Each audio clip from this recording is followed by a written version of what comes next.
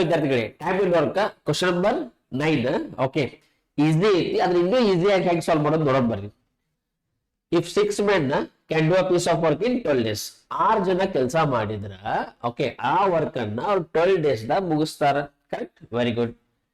How many women okay are required to do the same work in 8 days okay ಅದೇ ಕೆಲಸನ same ಕೆಲಸ okay 8 days ದಾಗ ಮುಗಿಸ್ಬೇಕಂತಂದ್ರೆ ಎಷ್ಟ್ ಜನ ವುಮೆನ್ ಬೇಕಂತ ಕೇಳಾಕತ್ತಾನ. ಕರೆಕ್ಟ್. ಸೊ 2 ಗ್ರೂಪ್ ಅದಾವ ಇಲ್ಲಿ. ಸೊ 2 ಗ್ರೂಪ್ ಇತ್ತಂದ್ರೆ we should follow this formula m1 into d1 is equal to m2 into d2 okay ಇಲ್ಲಿ m1 ಇದ್ದಲ್ಲಿ ಇಲ್ಲಿ ವುಮೆನ್ಸ್ ಎಷ್ಟಿದಾರಲ್ಲ ಅದನ್ನ ಹಚ್ಬೇಕು. ಓಕೆ 6 ವುಮೆನ್ಸ್ ಇದಾರೆ. ಓಕೆ 6 ವುಮೆನ್ಸ್ ಇದಾರ. ಎಷ್ಟು ದಿವಸ ವರ್ಕ್ ಮುಗಿಸ್ತಾರ ಅವ್ರ 12 days ದಾಗ ಮುಗಿಸ್ತಾರ. Very good.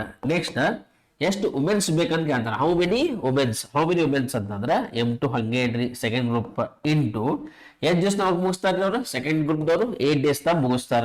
ಓಕೆ 8 days ದಾಗ ಅದೇ ವರ್ಕ್ ಮುಗಿಸ್ಬೇಕಂತಂದ್ರೆ ಎಷ್ಟು ಜನ ವುಮೆನ್ಸ್ ಬೇಕಂತ ಕೇಳಾಕತ್ತಾನ. ಸಿಂಪಲ್.